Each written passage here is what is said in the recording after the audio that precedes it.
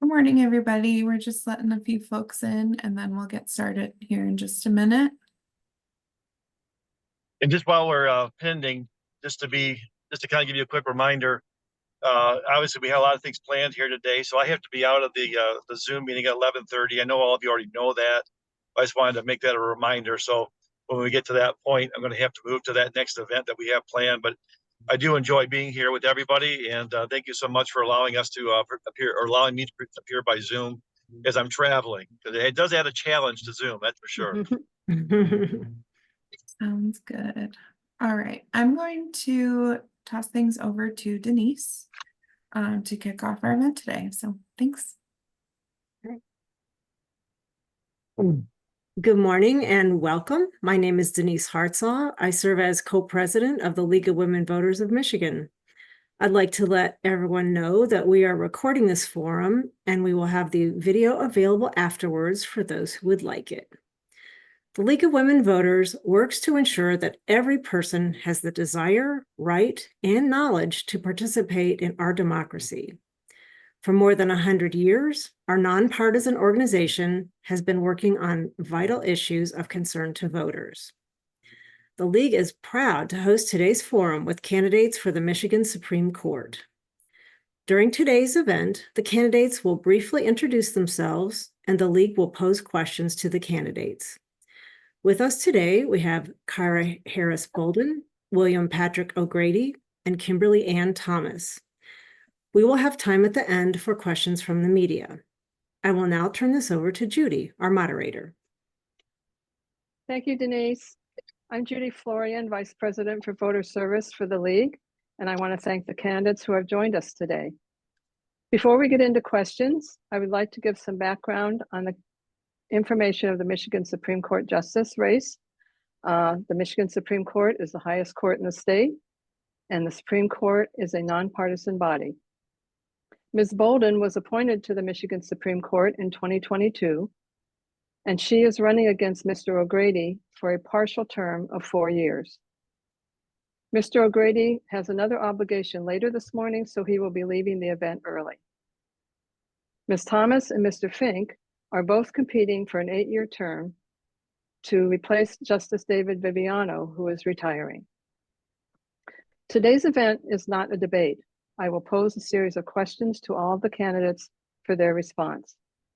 Candidate responses will address only their views and platforms regarding the Michigan Supreme Court Justice position, and candidates will not interrupt each other or make personal attacks, which is not allowed for forums produced by the League.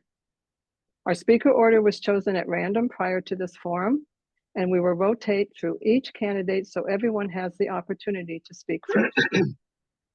Paula Bowman, our co-president, will be keeping time and will let candidates know when they have 30 seconds left and also when their time is up. We will begin with 1-minute introductory opening statements from each of the candidates, and we'll begin with Mr. O'Grady. All right, thank you. I am Judge Patrick William O'Grady. I'm the 15th Circuit Court Judge in Branch County. I've been on the bench just over 15 years. In that capacity, I've handled over 14,000 cases, everything from major criminal litigation and trial work, as well as civil litigation and trial work. Before becoming a circuit judge, early on in my career, I was a Michigan State Trooper, field training officer, and legal trainer for the Michigan State Police. After going back to law school, I left the Michigan State Police and became a prosecuting attorney, where I prosecuted cases in all the courts in the county courthouse. During that period of time, I realized, both answering the 911 calls as a trooper and as a prosecutor, what service meant when you see people in their highest need. So my story is very unique. It's from the road as a trooper, through the courtroom as a prosecutor, and also to the bench of the last 15 years. And I'm asking for all the voters this fall to vote for me for Michigan Supreme Court Justice. I thank you all for being here today, and I look forward to throughout this morning's event. Thank you. Mr. O'Grady. Thank you. Ms. Thomas, your opening statement, please. Good morning. I am Kimberly Ann Thomas, candidate for the Michigan Supreme Court 8-year term. I want to be a justice of the Michigan Supreme Court because I care deeply about the quality of justice that people across our state receive. I'm an experienced trial and appellate lawyer and a law professor at the University of Michigan Law School, where I teach students the ethical practice of law. I'm director of the law school's Juvenile Justice Clinic. I've been an attorney for 25 years since graduating from Harvard Law School and have litigated hundreds of cases in our state court system, in our trial courts, in our Court of Appeals, and in our state Supreme Court. My background, both as a law professor and an active litigator in our state court, gives me the expertise and experience that we need on the Michigan Supreme Court. I've worked as an expert for the American Bar Association's Rule of Law Initiative and understand that Michiganders deserve a court system that we can trust, one that is fair and treats every person with dignity and respect. My name is Kimberly Ann Thomas, and I have the experience, expertise, and problem-solving ability to be your next Justice of the Supreme Court. I hope to earn your vote. Thank you, Ms. Thomas. Ms. Bolden, your opening statement, please. And good morning, everyone. I'm Michigan Supreme Court Justice Kyra Harris Bolden. I've had the pleasure of serving on the court since January 1st of 2023. During such time, I have been able to author 8 majority opinions, which I'm very proud of. Prior to serving on the Michigan Supreme Court, I served as a Michigan legislator representing my hometown of Southfield and other communities. While serving in the legislature, I was able to pass 5 bills into law and was able to serve on the Judiciary Committee on all 4 years. Prior to that, I was a general civil litigator for a law firm in downtown Detroit. And so I have been able to leverage my experience as a litigator, as a lawmaker, and now as a Michigan Supreme Court Justice on behalf of all Michiganders. And I'm running for the 4-year partial term, and I hope to earn your vote to retain my seat. Thank you.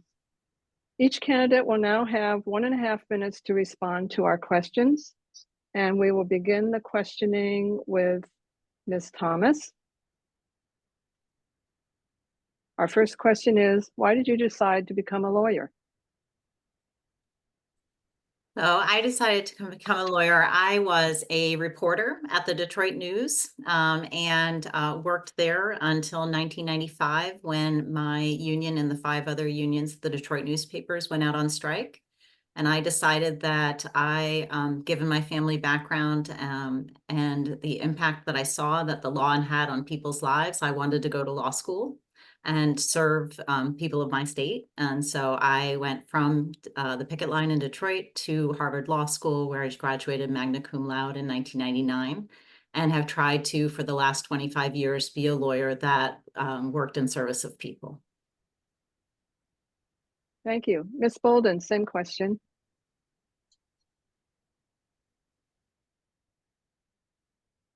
Sorry, I was trying to take myself off mute. I apologize. I decided to go to law school after attending Grand Valley State University, so I consider myself an honorary West Sider. But there are a couple things that happened. I actually received my degree in psychology and had no interest in the legal field. But my great-grandmother told me the story of my great-grandfather, Jesse Lee Bond, who was lynched in Tennessee in 1939 after asking a store owner for a receipt. And he was beaten and castrated and thrown into the local river. And the coroner deemed it an accidental drowning.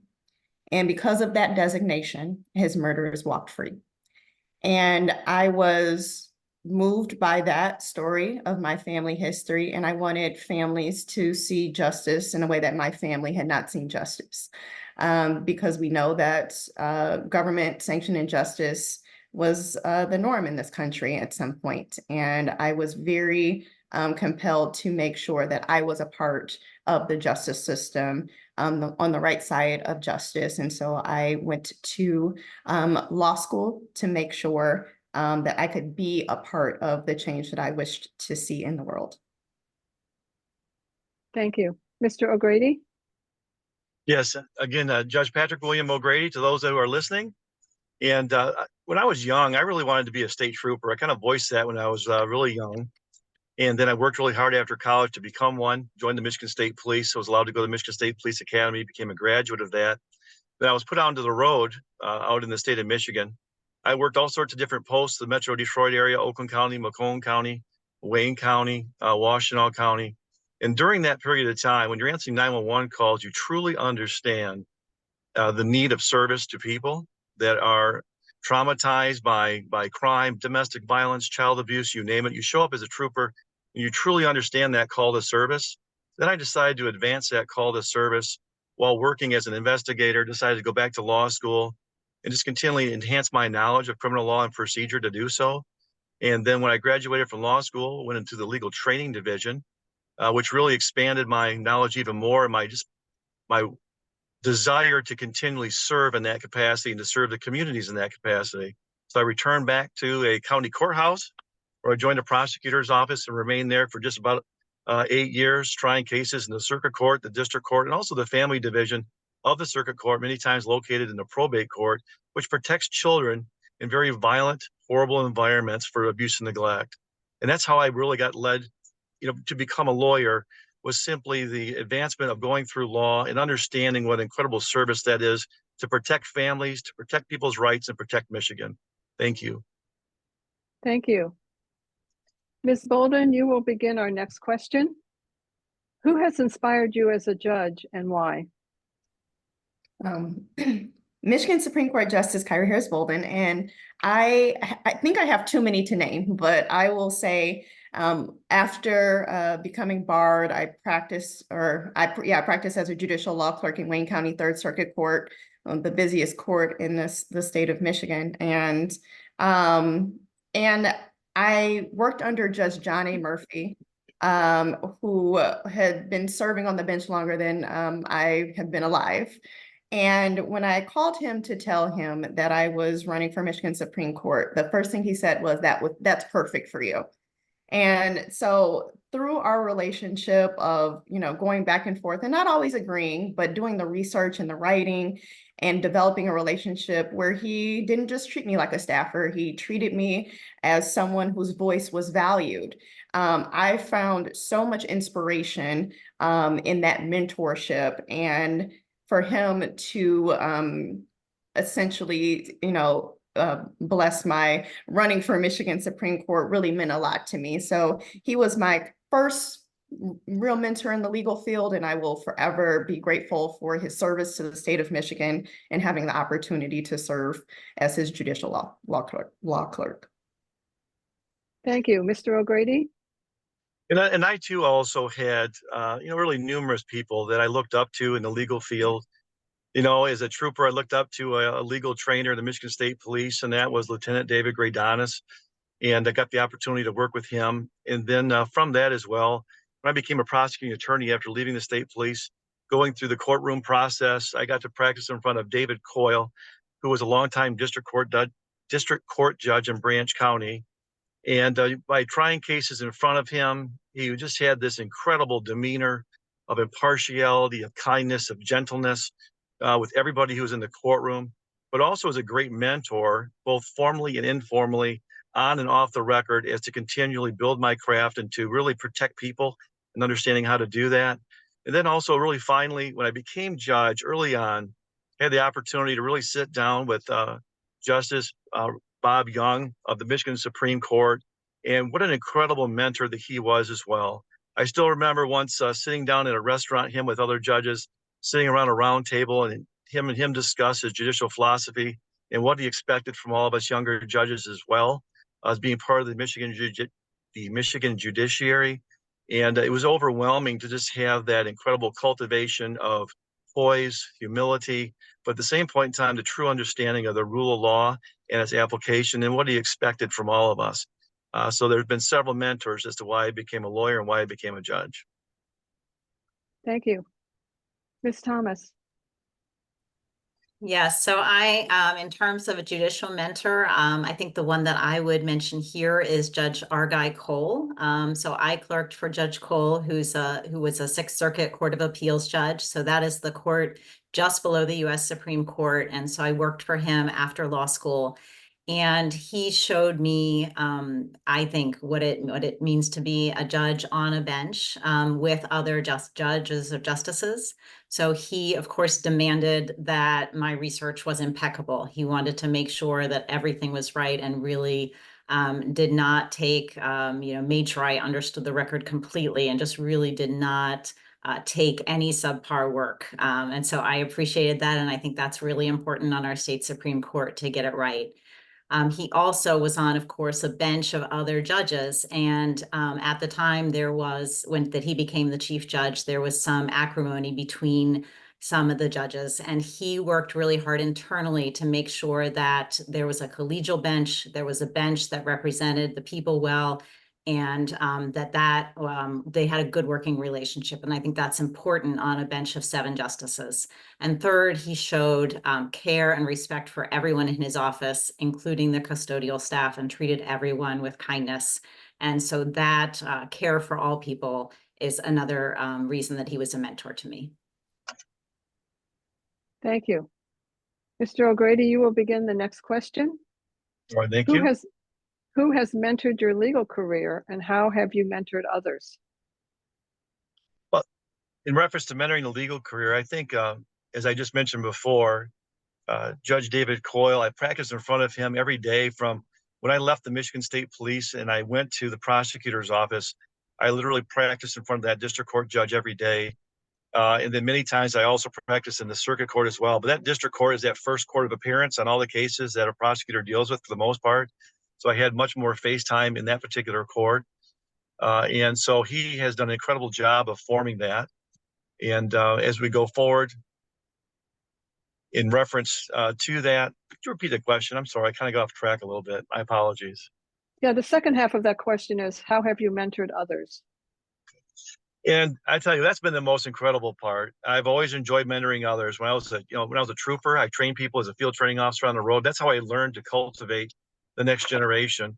As a judge, we've had an extern program. We've continually had numerous externs, most of which of my externs have all practice law here in the state of Michigan, in Branch County, Jackson County, Metro Detroit. It's really been great to really get them out of that law school thought process, bring them into the courtroom, bring them into the case, and be able to show them a case file from the very initial filing all the way through, and to mentor not only their legal knowledge, but also mentor the understanding of interacting with all of the litigants, the witnesses, any kind of a victim or anyone else, a service provider that would be as part of the case, and being able to pass that baton on to them. So we are instilling that in the future for our next lawyers, our next legal providers, whether they go into Your time is up. non-related law or not. Thank you. Thank you. Ms. Thomas, same question. Yeah, so I have been fortunate to be mentored by, of course, I mentioned Judge Cole in answer to the last question, as well as colleagues at the University of Michigan Law School. I really want to take the opportunity to talk about mentorship because, of course, I've been at the law school for about 20 years, and the work that I do is in teaching students the practice of law. And so students come to me in their second and third year and work on cases for real clients in the world under my bar license. And so they have to get the law right. They have to learn how to work with clients. They have to learn how to appear in court. They have to grapple with the rules of professional conduct and how to meet those standards or exceed them, hopefully. And so that has been how I have mentored new lawyers in the world. And I'm really grateful for the opportunity to work with them because they continue to inspire me to make sure that we are living up to the ideals of our legal system, which are so amazing. And so I'm really fortunate to have mentored students for 20 years and put them forth into our future profession. Thank you. Ms. Bolden? Yeah, as I stated before, I have several mentors, Judge John A. Murphy, Judge Sheila Johnson, former Chief Justice Bridget Mary McCormick, whose seat I have the honor of sitting in today. Her campaign was actually the first campaign I ever worked on, so it's a wonderful full circle moment to continue her legacy. But I think it's so important to lift as we climb. It's so important to make sure that we're passing the torch to the next generation, and so that we have new, fresh voices at the table. I have several mentees, some of which I've mentored for years, and I've had the opportunity to swear them in as new lawyers as a Supreme Court justice. I've had the opportunity when I was a state representative to mentor new legislators and help them get their first bills passed into law. And so it's important to pass on that knowledge and experience to help the next generation to be successful. I think that's what leadership requires, and I think that's what Michigan deserves. Thank you. Ms. Thomas, you will begin the next question. What is your judicial philosophy? So that's a great question, and I don't think I can sum that up in 1 or 2 words, but my judicial philosophy is informed by the fact that I've been a law professor, and what I require of my law students is what I would require of me as a Supreme Court justice, is that you start with the text of the law or the text of the Constitution, that you know all of the preceding cases and the precedent that come before and adhere to those, and that you apply the law fairly and do 100% of your research. And so really making sure that we have thorough and careful decisions that act with integrity and applying the law is what I demand of my students and what I would expect of myself on the Michigan Supreme Court. Thank you. Ms. Bolden? Thank you. So I don't subscribe to a particular judicial philosophy. I think it can do a disservice to the job and to Michiganders to put yourself in a box and say, I'm going to look at every single case through a particular lens. So I'll talk about my approach to trying to get to the right answer. Obviously, we have briefs, we have research, we have oral arguments. I talk to my law clerks and I talk to the other justices. You know, there are 7 of us, and we see things in different ways, and it takes a majority to have a ruling. And so there's a lot more collaboration at the Supreme Court level than I think than people realize. And so I think it's important to take all the information that you have available to you, to talk to different people, to listen to oral arguments, to be very, very thoughtful and considerate when making these very important decisions for Michiganders. And that's how I approach each and every case, with an openness that each case is not the same. Also knowing that, you know, I have something to learn with every single case, and that each case requires thoughtfulness and consideration for its uniqueness. And so that's how I approach every single case to try to get to the right answer. You know, having been a legislator before and knowing how the sausage is made has really informed my viewpoint of how I approach cases at the Michigan Supreme Court level. Thank you. Mr. O'Grady? Yes, and I have had the opportunity to develop judicial philosophy, being on the bench now for over 15 years. And I think that when you look at philosophy, it's not just the philosophy of, you know, how you apply a particular case. I think it starts off with, one, in the courtroom, making sure that everyone understands that when you come into the courtroom, there's going to be a certain decorum that's always going to be there, that everyone is going to be treated with respectfulness and kindness, that they're going to understand that their issues are going to be heard, that their presentation is going to be heard, that every side is going to be spoken to in a very impartial way, in an analysis done. But in the end, I think when you transition out of the courtroom and then you're really looking at the legal analysis, it truly has to be that. It is not for a judge to be a judicial activist and push the law where they think it should go. It is also not the part of a judge to be essentially a legislating from the bench.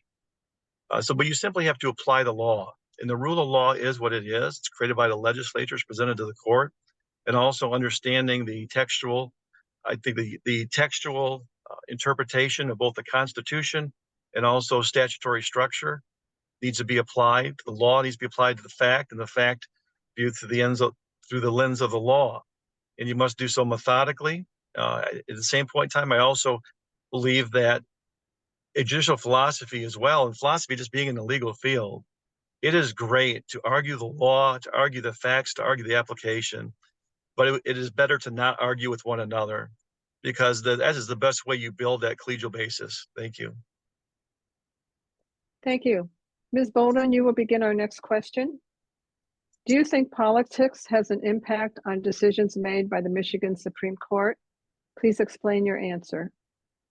Having served on the Michigan Supreme Court for the last year and a half, I am so amazed at how well our court works together.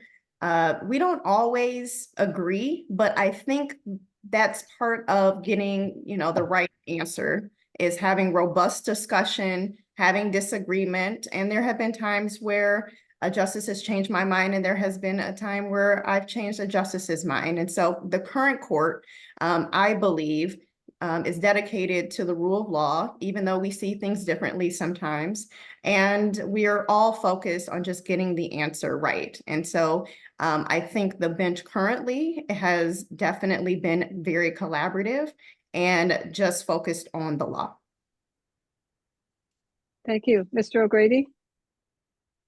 And the question is whether politics enter the Supreme Court or the judiciary as a whole. Do you think politics has an impact on decisions made by the Michigan Supreme Court? Well, I think that that's one of the things that when you're a judge or you're a justice, is you do need to be mindful of the pressures that are out there and make sure that that noise does not impact the individual justices or judges' judicial philosophy in approaching the case, as well as when you're interacting with your other colleagues. It is important to put politics at the door, whatever that is. You know, all people are political in one nature or another. And just like when we talk to a jury, we ask them that, we let them know that every human being has a bias. The question is whether you can put that bias aside and be able to answer the legal issues before you in a very impartial manner. And that is very important for a judge to do and a justice to do at all times, and hopefully be able to do that as colleagues, where you can challenge each other's thoughts, but do so in a manner that's respectful, that is challenging, but at the same point in time, in the end of the conversation, no matter who thinks they won or not, that you still walk away, you can have lunch together and be friends. It's not about being enemies. It's about inspiring the thought of your colleague, and at the same point in time, being willing and open to listen to their point as well, because everybody has a different viewpoint. And sometimes both of you may come in with one view, and by the time you're done with the conversation, you both come out with a totally different view, which is really kind of exciting, because that is the development of law and the analysis that you're going to see. And the more a person does that, the more you see that develop. But again, it does come to the rule of law. Does come to that very textual application. Thank you so much. Thank you. Ms. Thomas? You're muted. Excuse me. I wanted to start by saying so many of the cases that are in front of our court are not cases that are reported in the headlines. So those are cases where the court is doing their best to resolve important disputes or important questions of law that are between people that aren't seen as political questions, that are just practical questions that need to get answered to give guidance to the people of our state. And so, you know, there's so much of the work that the court does that is not even, you know, touching a political lens. I would also add that as a law professor, you know, my job is seeing things from all sides and making sure I understand all sides of an issue, and that I'm pushing others to see all sides of an issue. And I think that's a really important feature of a Supreme Court justice, to be able to make sure that they are appreciating where everyone's positions are, and to make sure they take those in good faith into consideration, as well as the collaboration of your 6 other colleagues on the court, and hearing out and listening to and working with those colleagues. Thank you. Mr. O'Grady, you will begin our next question, please. How do you define injustice, and what do you perceive as the greatest obstacles to justice, if any? Well, you know, injustice is any time where there has been a lapse in the law, or in which the law is applied maybe intentionally inappropriately. Mistakes can be made. And the good thing about our system is there are tiers of analysis, from the trial court to the Court of Appeals to the Supreme Court, where you have numerous eyes on it. So if there is an issue that occurs, it can be easily corrected. Something that may be incidental is not necessarily intentional. But one of the best ways, I think, to increase and expand justice, or access to justice, our courts have really done so over the past. Since my time on the trial bench, we've really expanded that greatly, coming from the earlier leadership of the Supreme Court. One of the first things that they did was create like a self-help desk, where people can go into the computer system and really receive materials to do their own cases, because we've become such a do-it-yourself society. At the same point in time, we've really expanded upon the criminal defense system, where now we have every first appearance has a lawyer for all the defendants, where we used to not have that.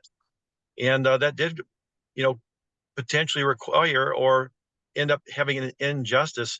And we have put those systems in place to make sure that that injustice does not occur. Also, during COVID, one of the unique things that came out of that is our increased access to people all across our state to access the justice system in a way that is much more palpable and easier. Many times you can come through Zoom, you're not confronted by your assailant. At the same point in time, if you're in the city, the access Time may is- be easier. What was that? Time, Mr. O'Grady.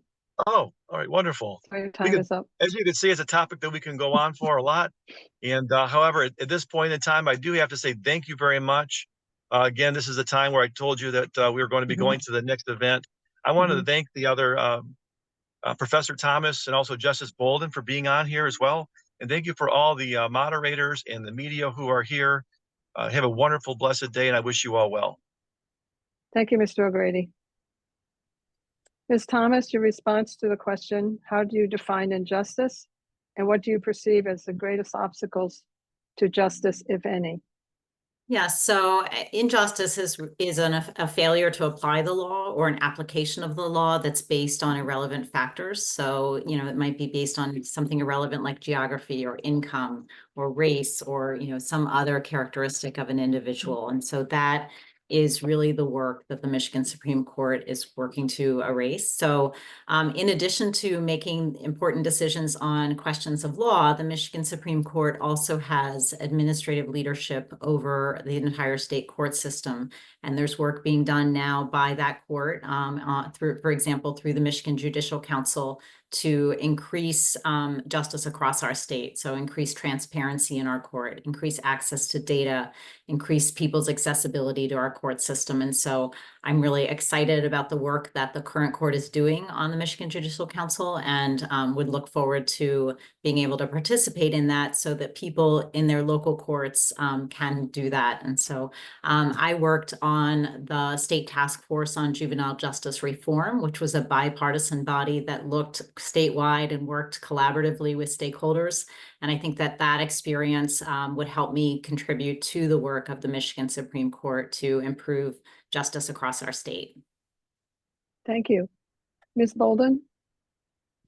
Yes, so injustice is an absence of justice. And I've already shared my story of one of the things that led me to even going to law school was the lynching of my great-grandfather. And so, again, I wanted to go to law school for families to see justice in a way that my family had not seen justice. I think that the greatest, I forget the actual words that you use, I think the greatest barriers to justice, certainly access to justice. We don't want to live in a society, and certainly not in Michigan, where your justice depends upon how much money in your pocket or what zip code that you reside in. We want to make sure that the justice system is applied equally for all Michiganders. And as Professor Thomas stated, we're working on that at the Michigan Supreme Court through our various task forces. For example, I sit on the treatment court task force as well as child welfare task force to make sure that we have the resources necessary to make sure that people have great representation, no matter what their social or economic stature is, that people have greater access to tools like Zoom. But most importantly, we want to make sure that people feel that they are getting a fair shake when they find themselves justice impacted. And so that's something that the Michigan Supreme Court has worked on, and it will continue to work on. Thank you, Ms. Bolden. This concludes the league's questions to our candidates. Each candidate now has the opportunity to make a 1-minute closing statement before we open up the questions to the media. We will start with Ms. Thomas. Thank you so much to the League of Women Voters, as well as the other participants in this panel. I appreciate the opportunity. My name's Kimberly Ann Thomas, and I'm a candidate for the Michigan Supreme Court for the 8-year term. As I mentioned in our questions, the Michigan Supreme Court has 2 important roles. First, the court makes the final decision on Michigan's laws and constitution. As a lawyer of 25 years and a University of Michigan law professor, I am the candidate for the 8-year term with the experience and expertise that we need to uphold the law and make these decisions which impact the rights and freedoms of people across Michigan. Second, the Michigan Supreme Court also has leadership over the entire state court system, and for this role, we need justices that can work collaboratively and can solve problems. I was appointed by Governor Whitmer to the bipartisan state task force on juvenile justice reform and have worked with stakeholders across our court system to propose database bipartisan solutions to ongoing problems in our courts. The Michigan Supreme Court is on the nonpartisan section of the ballot, and I hope that everyone's voice is heard in the Michigan Supreme Court race this year. I'm Kimberly Ann Thomas, and I have the experience, expertise, and problem-solving ability to be your next justice of the Michigan Supreme Court. I hope to earn your vote. Thank you, Ms. Thomas. Ms. Bolden. Michigan Supreme Court Justice Kyra Harris Bolden. Thank you so much to the League of Women Voters, the other participants, and everyone listening for making sure that you're informed about this very important race. I ran for Michigan Supreme Court for the first time in 2022, and I was pregnant with my first child. And now having a 2-year-old at home and balancing running a statewide race and this very important job as a Michigan Supreme Court justice, I'm fueled every day to make sure that justice is served for generations to come. Equal justice for Michiganders. This is a nonpartisan race, and there are 2 separate races on your ballot. The open 8-year seat, which I hope that you will vote for Kimberly Ann Thomas. And I'm running for the partial 4-year term to complete the term vacated by Chief Justice Bridget Mary McCormick, of which I have the honor of currently sitting in. So make sure you go to the nonpartisan section of the ballot and go to boldenandthomas.com for more information. Thank you. Thank you to the candidates. I will now turn it back over to Denise. Thank you again to the candidates for joining us today. We hope listeners have gained valuable insights into the Michigan Supreme Court races. I'd like to thank Fight for Democracy and the AFL-CIO for helping us fund this event through an Engage and Empower grant. Please visit our website, lwvmi.org, for more information about the League's work, and visit vote411.org for information about candidates in all races. Now I will turn this over to Sydney Smith for questions from the media. Thanks, Denise. Yes, for our media, you can raise your hand if you have a question, and then I will unmute you. There are no questions in the chat, so I'm just going to go right to the hand raise, which is Kyle Kaminsky. Go ahead, Kyle. Hi, can you hear me? Yep. All right, thanks for putting this on. Thanks for the candidates for participating and sticking around for the whole call. My question here is, obviously the judicial canons prevent you from taking a hardline stance on a lot of issues that are important to Michiganders. So with that in mind, how do you differentiate yourself from your Republican-backed opponents here? I mean, voters are really trying to tell the difference between candidates. Help them. Thanks, Kyle. Ms. Thomas, you can both address this question. So Okay, I wasn't sure if there was just this pre-decided order. So yes, so I believe that I am the best candidate for the 8-year term, given that I've been an attorney for 25 years, that I've litigated cases throughout our state court system, up and down that system, hundreds of cases. And so I understand how our courts work in practice. And because I'm a law professor at the University of Michigan Law School, where I teach students the practice of law, I also understand how the law works, and I have expertise in the law. I think that I've worked internationally as a legal expert for the American Bar Association Rule of Law Initiative, and understand how important it is that we have courts that are fair and impartial and that work for the people of the state. And so bringing that expertise and that experience is why I believe that I am the best candidate for the 8-year term. Thank you. And Justice Bolden, I don't want to interrupt you, but we've heard a lot about what drives you as a justice and your experience. So again, the question here, if you can really, how do you differentiate yourself from your Republican-backed opponent?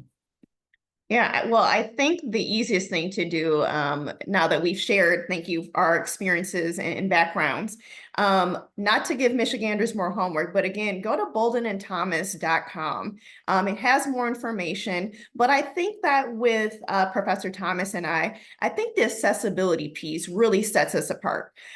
We have both traveled across the state of Michigan, meeting voters where they are and trying to earn every single vote that we can. We are very active on social media. We are not afraid to do interviews. And so I think that that sets us apart, because you want justices with accessibility and transparency. This is a service position. And so you want to make sure that you have full confidence in making sure that you know who you're voting for. And so again, I think that myself and Professor Thomas have been incredibly accessible during this term. I just got back from Marquette, and I know that Professor Thomas has traveled to the UP and across the state of Michigan. And so again, you can go to boldenandthomas.com to find out more information, and we're happy to share. Thank you. Media, if you have a question, just raise your hand and I'll call on you. Just don't forget to state your name and your media outlet. Any other questions for the candidates?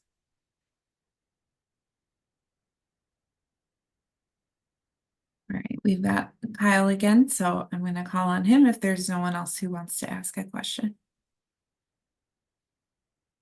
Go ahead, Kyle. Well, since nobody else is asking them, election integrity is a hot button issue. I'm wondering if you have any concerns about election integrity ahead of this election, and whether you'd be willing to say right now whether you'd commit to accepting the results of the election, regardless of whether or not you win.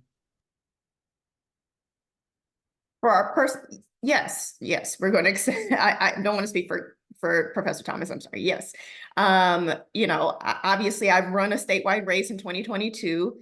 I lost. And that's no secret. I congratulated the winners, and I was fortunate to be appointed by Governor Gretchen Whitmer subsequently to fill the term. So I've had a history in public service. This is my fourth election. And so, yes, I think I have a track record of earning every vote as I can, and being graceful when, you know, it wasn't my time.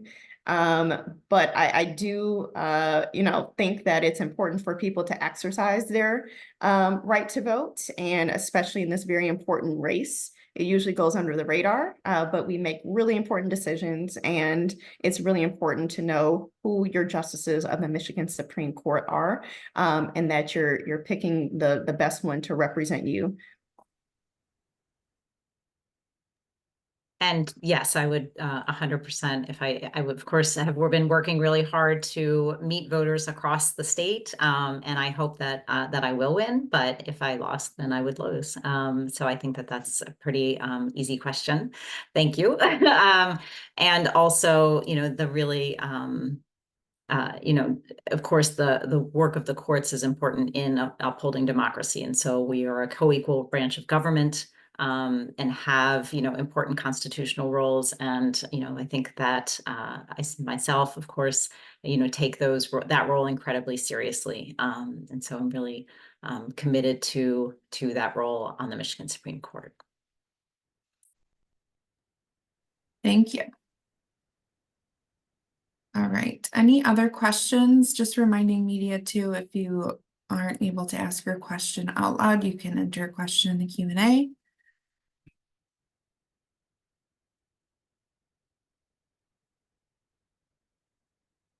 All right, seeing no raised hands or Q&A questions, I will go ahead and conclude the event. So thank you so much to our candidates for attending. Thanks to the media for also attending. We will go ahead and send out a recording of this event. And if you have any additional questions, feel free to follow up with me. Thank you.